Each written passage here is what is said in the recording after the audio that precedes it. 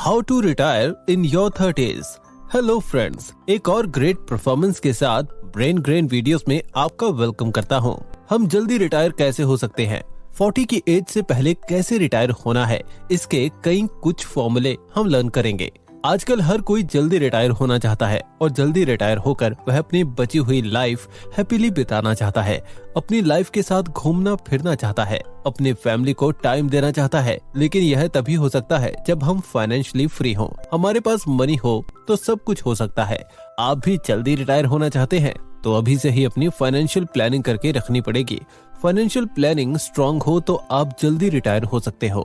जल्दी रिटायर होने के लिए फाइनेंशियल प्लान बनाकर आप अपना गोल सेट कर सकते हैं और इस गोल के अकॉर्डिंग 40 की एज से पहले ही रिटायर हो सकते हैं। जनरली लोग 60 या 65 इयर्स की एज होने के बाद रिटायरमेंट लेने के बारे में सोचते हैं। वहीं दूसरी तरफ कुछ ऐसे लोग भी हैं जो 30 या 40 की एज में रिटायरमेंट लेकर वरी फ्री होकर फैमिली के साथ टाइम बिताना चाहते हैं। ऐसे में उनके लिए एक बहुत ही चैलेंजिंग काम फाइनेंशियल प्रॉब्लम्स है, यानी how to live after the age of 40 ताकि मनी रिलेटेड प्रॉब्लम नहीं हो।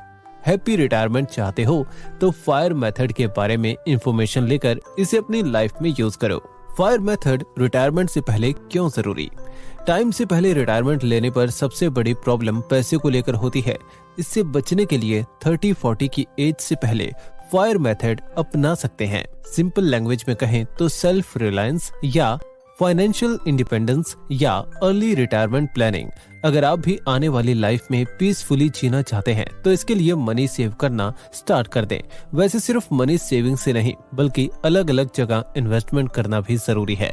कुछ पैसे सेव कर रिटायरमेंट को सक्सेसफुल नहीं बना सकते हैं, इसीलिए इसके लिए कई पहलुओं के ऊपर ध्यान देना जरूरी है। वे दिन गए जब लोग 60 इयर्स की एज में रिटायर होने की बातें करते थे। अब तो नई उम्र के लोगों की चाल भी नहीं है।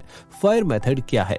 फायर मेथड का मीनिंग होता है financial independence and retire early. सबसे पहले फायर नंबर को कैलकुलेट करके इसके बाद डिसाइड करें कि आपको सैलरी से कितने पैसे सेव करने हैं और कितने स्पेंड करने हैं। इसे कैलकुलेट करते टाइम आप अभी कितना पैसा स्पेंड कर रहे हैं और आगे कितने पैसे की जरूरत पड़ने वाली है, इन दोनों को इंक्लूड करें। रिटायरमेंट सक्सेसफुल बनाने के लिए एक्सपेंसेस कम कर सेविंग के साथ ही इनकम को भी बढ़ाना स्टार्ट कर दें। जितना आप अर्न कर रहे हैं उसमें से अप टू 50% एक जगह सेव करके रखें। आजकल मार्केट में जॉब्स का कंपटीशन बढ़ता जा रहा है और कोई भी इसके हसल में फंसना नहीं चाहता। ऐसे में वर्क फोर्स में ज्वाइन हो रहे यूथ में ये चाहत जोर पकड़ने लगी है कि 40 की एज तक रिटायरमेंट ले ही लिया जाए। इस तरह से बची हुई लाइफ में ज्यादा एंजॉय कर पाएंगे। Financial independence and early retirement के ब्रेन ग्रेन टिप्स।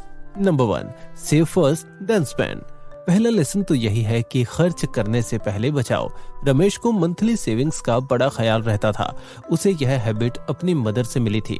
रमेश के फादर की डेथ हो चुकी थी और इंडियन फैमिलीज की ज्यादातर महिलाओं की तरह रमेश की मदर इस बात का पूरा ध्यान रखती थी कि हर महीने एक फिक्स्ड अमाउंट की सेविंग हो जाए। बाकी पैसे से वह घर का खर्च चलाती थी। सेविंग भले ही छोटी थी लेकिन धीरे धीरे करके जुड़ती गई और वह पैसा रमेश के हर एजुकेशन में काम आया। रमेश को जल्दी ही यह रियलाइज हो गया था कि चादर के भीतर पाँव समेटे जा सकते हैं। खास बात तो यह है जब उसकी जॉब लगी तो वह भी अपनी मंथली सैलरी का 40% पार्ट सेव करने लग गया। अर्ली रिटायरमेंट के लिए कितना पैसा चाहिए? आपको खुद से 2 क्वेश्चंस पूछने हैं। जल्दी रिटायरमेंट लेने पर अपने खर्चे के लिए आपको कितनी बड़ी रकम की जरूरत है, यानी आपका मंथली या ईयरली कितना खर्चा होगा। सेकंड, आप कितनी जल्दी रिटायर होना चाहते हैं। इन क्वेश्चंस के आंसर जानने के लिए 4% का रूल याद करना। अगर आप ₹5 करोड़ के अमाउंट के साथ रिटायर हुए तो 4% रूल के अकॉर्डिंग आप एवरी ईयर 5 करोड़ में से 4% का यूज कर सकते हैं। यह ₹20 लाख आता है। मान लीजिए आपको रिटायरमेंट के फर्स्ट ईयर में एक्सपेंसेस के रूप में 10 लाख रुपीस की रिटायरमेंट है तो उसका 25 टाइम्स ₹2.5 करोड़ आता है। यानी इतना अमाउंट आपके पास रिटायरमेंट के टाइम होना चाहिए। Number 2, better salary package. Early retirement की प्रिपरेशन के लिए आपको अपनी सैलरी पैकेज ऑफर पे भी विचार करना चाहिए। आपको हर महीने अपनी सैलरी का 50 से 70% सेव करना है। हालांकि इस इन्फ्लेशन में किसी की इनकम का हाफ सेव करना पॉसिबल नहीं हो सकता है, लेकिन इसके जितना क्लोज हो सके उतनी सेविंग करनी चाहिए। हम अपनी इनकम बढ़ाने के बारे में सोच सकते हैं। आप पार्ट टाइम जॉब कर सकते हैं, बेटर सैलरी के लिए जॉब बदल सकते हैं, अपने स्किल्स बढ़ाकर दूसरी सर्विसेज लोगों को सेल कर सकते हैं, इनकम का कोई दूसरा सोर्स भी ढूंढ सकते हैं। काम की कोई कमी नहीं है, दुनिया भर एक मार्केट है, जिसे चाहो जिधर चाहो वहाँ बेचो। Number 3, don't be too conservative. हमारे पोर्टफोलियो में एसेट्स एलोकेशन को भी देखना जरूरी है। लैडर 7 फाइनेंशियल सर्विसेज के फाउंडर सुरेश सतगोपन कहते हैं, अब आप अपने पोर्टफोलियो से पेनी स्टॉक्स जैसे कि रिस्क वाले ऑप्शंस रिड्यूस करें। इस पीरियड में डेट और इक्विटी में इक्वल इन्वेस्टमेंट के जरिए बेटर रिटर्न पाने की कोशिश की जा सकती है। अगर इन्वेस्टमेंट का पीरियड लॉन्ग है तो बहुत कंजर्वेटिव अप्रोच आपको नुकसान पहुंचा सकती है। फाइनेंशियल मैनेजर एच श्रीनिवासन के पोर्टफोलियो का 5% से भी कम पार्ट इक्विटी में है, बाकी सारा इन्वेस्टमेंट फिक्स्ड इनकम इंस्ट्रूमेंट्स में है। उन्होंने कहा, मैं इस एज में इक्विटी का रिस्क नहीं ले सकता, तो आपने भी सोच समझकर ज्यादा कंजर्वेटिव ना होते हुए अपना डिसीजन तय करें। Number 4, recover money from savings. जल्दी रिटायर होने का सबसे बड़ा फॉर्मूला यह है कि आप आज जो भी अर्न कर रहे हैं उसमें से कम खर्च कीजिए और ज्यादा से ज्यादा सेविंग करके उस सेविंग्स को इन्वेस्टमेंट के रूप में बदलिए। ज्यादा इन्वेस्ट करना जल्दी रिटायर होने के लिए बहुत ही इम्पोर्टेंट है। जल्दी से जल्दी रिटायर होने के लिए हमें प्रेजेंट टाइम में कम से कम स्पेंड करना चाहिए। सिर्फ एसेंशियल थिंग्स पर ही स्पेंड करना बहुत ही इम्पोर्टेंट है। इनकम की मनी की सेविंग करके वह मनी इन्वेस्टमेंट के लिए लगाना ओनली ऑप्शन है सैलरीड लोगों के लिए। पैसों को काम पर लगाने से वह एक इंटरवल से ग्रो होते हैं, फल भी एक इंटरवल के बाद ही पकता है। अगर सेविंग्स और टोटल फंड्स में कमी आती दिख रही हो तो इन्वेस्टमेंट का पेस बढ़ाइए या आप इन्वेस्टमेंट के उन ऑप्शंस को अपनाएं जो ज्यादा रिटर्न देते हों। रिटायरमेंट के क्लोज पहुंच चुके लोगों को हालांकि हाई रिटर्न्स अर्निंग पर नहीं बल्कि ज्यादा सेविंग पर ध्यान देना चाहिए। विलिस टावर्ड वॉटसन के डायरेक्टर कुलीन पटेल कहते हैं, अगर रिटायरमेंट में ओनली 3-4 इयर्स बाकी हो तो आप रिस्क लेने से बचें। इस टाइम आपको फोकस अर्निंग पर नहीं बल्कि लॉसेस से बचने पर होना चाहिए।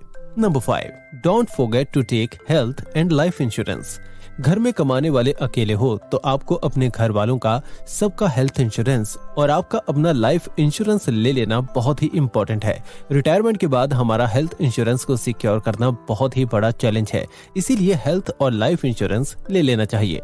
इंश्योरेंस के बारे में कई लोगों के माइंड में पैसा डूबने का थॉट आ जाता है, लेकिन हेल्थ और लाइफ इंश्योरेंस बहुत ही इम्पोर्टेंट है, इसीलिए सही हेल्थ और लाइफ इंश्योरेंस अपने हिसाब से ही लीजिए। Number 6, invest in tax savings instruments. Tax calculator को चूज करके आप अपनी टैक्स लायबिलिटीज को कम कर सकते हैं। फिक्स डिपॉजिट टैक्स बचाने के लिए अच्छा इन्वेस्टमेंट नहीं माना जाता।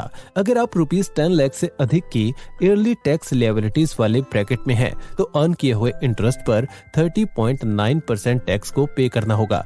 यह एवरी ईयर पे करना होगा, जिससे आपकी इफेक्टिव रिटर्न्स बहुत ही कम हो जाती है। इसीलिए टैक्स सेविंग्स वाले इंस्ट्रूमेंट का ख्याल रखें। कुछ टैक्स सेविंग्स फंड्स में भी इन्वेस्ट किया जाना चाहिए। Number 7, get rid of useless instruments. हम में से कई लोगों का कम यील्ड वाले और यूजलेस इंश्योरेंस पॉलिसीज में इन्वेस्टमेंट जरूर होता है। टेंशन मत लो, यह फाइनेंशियल एजुकेशन को बेहतर बनाने की मिस्टेक्स का ही रिजल्ट होता है।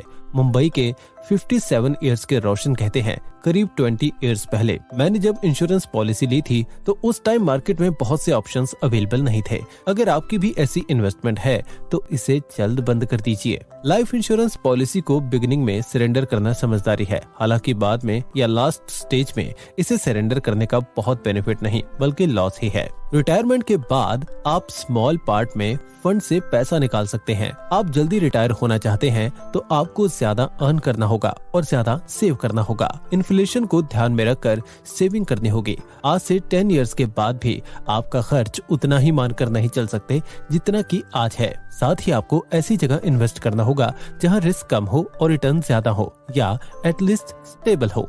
इसीलिए रिटायरमेंट की ओर बढ़ते बढ़ते आपका पोर्टफोलियो इक्विटी से शिफ्ट होकर बॉन्ड की तरफ ज्यादा इंक्लाइन हो जाना चाहिए। रिटायरमेंट के बाद भी फंड से आपका एक फिक्स्ड अमाउंट ही निकलना चाहिए। इसे एवरी ईयर अपने फंड का 3% भी सेट कर सकते हैं। बाकी के पैसे इन्वेस्टेड ही रहने चाहिए ताकि वह बढ़ता रहे। इस तरीके से आपका फंड एक बहुत लंबे टाइम तक खत्म नहीं होगा और फिर लाइफ का आनंद लीजिए। Thank you brain grain family. अगर आपको ये वीडियो पसंद आई तो वीडियो को लाइक और चैनल को इमीडिएटली सब्सक्राइब जरूर कर दें। और अगर कोई ऐसा टॉपिक जिस पर आप हमारी वीडियो देखना चाहते हैं तो हमें कमेंट सेक्शन में जरूर बताएं। जल्द ही मिलते हैं एक और शानदार वीडियो के साथ।